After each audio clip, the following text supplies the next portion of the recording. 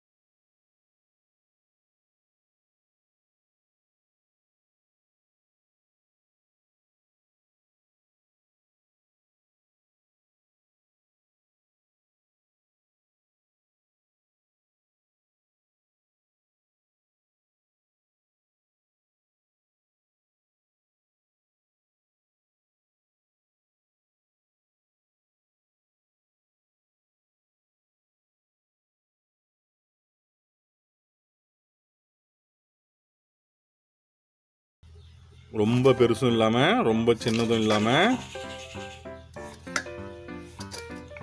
இந்த மாதிரி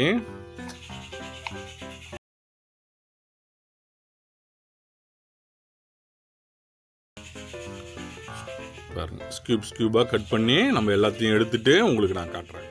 இப்போ எல்லாத்தையுமே பாருங்க இந்த மாதிரி ஸ்கியூபாக அரிஞ்சு எடுத்துட்டு வந்துட்டேன். இப்போ நம்ம அடுத்தது என்ன செய்யறதுன்றத பார்க்கலாம் வாங்க. இதை நல்லா நான் கழுவி சுத்தம் பண்ணி அரிஞ்சிட்டு அதில் பால் இருக்கும் இல்லைங்களா, அந்த பால் எல்லாத்தையும் நான் நல்லா கழுவி சுத்தம் பண்ணி எடுத்து வச்சுருக்கேன். இப்போ நம்ம அடுத்தது என்ன செய்யலான்றத பார்க்கலாம் வாங்க. இப்போ நம்ம ஸ்டவ்வில் ஒரு பாத்திரம் வச்சு அதில் நம்ம அரிஞ்சு வச்சுருக்கிறோம் இல்லைங்களா, அது வேகிற அளவுக்கு தண்ணி வச்சு தண்ணியை நம்ம நல்லா கொதிக்க வச்சுக்க போகிறோம். இப்போ தண்ணி நல்லா கொதிக்குது. இப்போ இந்த டைமில் நம்ம அரிஞ்சு வச்சுருக்கிற பப்பாளி காயை இதில் போட்டுக்குவோம்.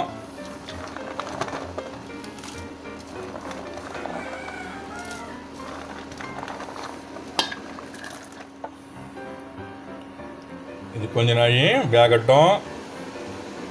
இது வெந்ததுக்கப்புறம் நான் உங்களுக்கு காட்டுறேன். உங்களுக்கு அந்த கண்ணாடி மாதிரி பாருங்கள், நீங்கள் பார்த்தாலே தெரியும் உங்களுக்கு. பாருங்கள், கண்ணாடி மாதிரி சூடு அப்படியே கண்ணாடி மாதிரி மாறிடும். இப்போ இந்த சூட்லேயே இருந்தாலே இது கரெக்டாக இருக்கும். ஒரு 3/4 பதம் வெந்த உடனேவே நீங்கள் ஸ்டவ் ஆஃப் பண்ணிடலாம். அதுவும் இல்லாமல் இதை பாருங்கள், இந்த மாதிரி நகத்தால் அப்படி அழுத்துனீங்கன்னா அது நகம் அதில் வெட்டு உழுந்து கொஞ்சம் ஃப்ரீயாக வெட்டு உழுதுனாலே வெந்துடுச்சின்னு அர்த்தம். இந்த அளவு வந்தோடனே நம்ம ஸ்டவ் ஆஃப் பண்ணிவிட்டு இதை நம்ம வடிகட்டிடலாம்.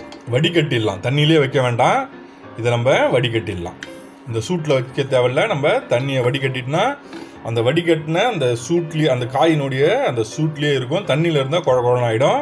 நம்ம அதை தண்ணியை வடிகட்டிட்டு அந்த சூட்லேயே கொஞ்ச நாள் விட்டுடலாம்.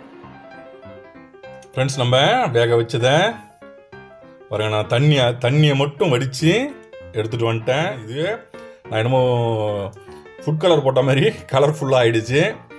இது ஆக்சுவலாக இது செங்காவா, ஒரு காய் செங்காவா இருந்ததுனால உங்களுக்கு அந்த கலர் தெரியுது. இல்லைனா இது இந்த மாதிரி ஒரு ஒயிட் கலர் தெரிஞ்சிருக்கும்.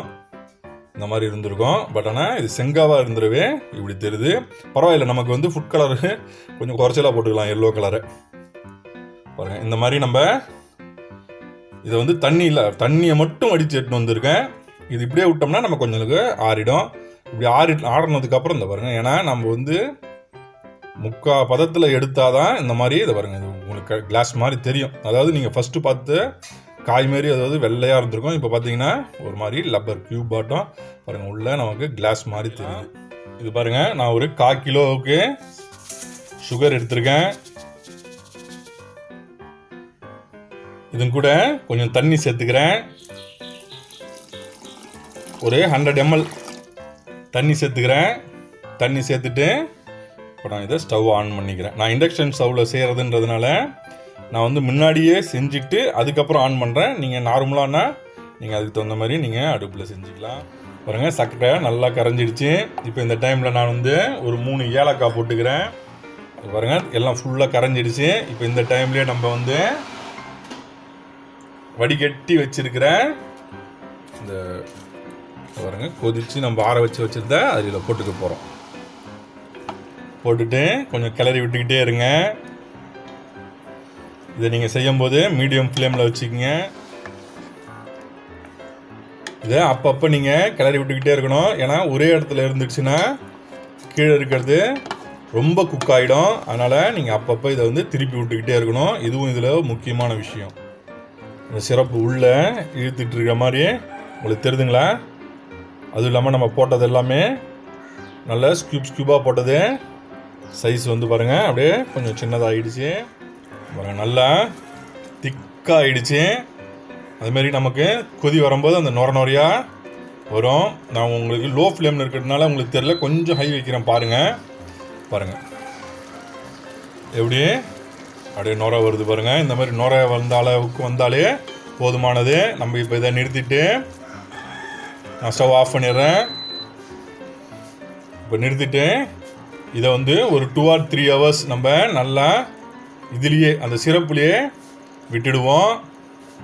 விட்டுட்டு அதுக்கப்புறமா நம்ம சிரப்பை வந்து பிரித்து எடுத்துடலாம்.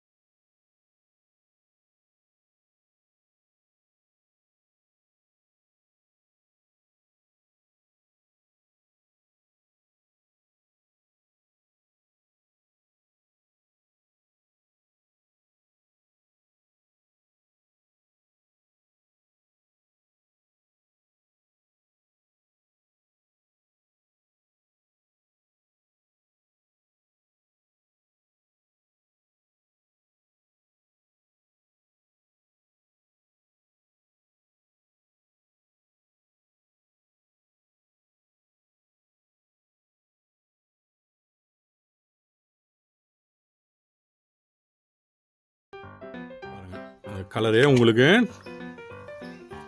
எப்படி இருக்குது பாருங்கள். இப்போ இதை நான் வந்து குறைஞ்சபட்சம் ஒரு 12 hours விட்டுட்டு நான் நாளைக்கு உங்களுக்கு இது எப்படி இந்த கலர்ஸ்லாம் எப்படி இருக்குதுன்றத காட்டுறேன்.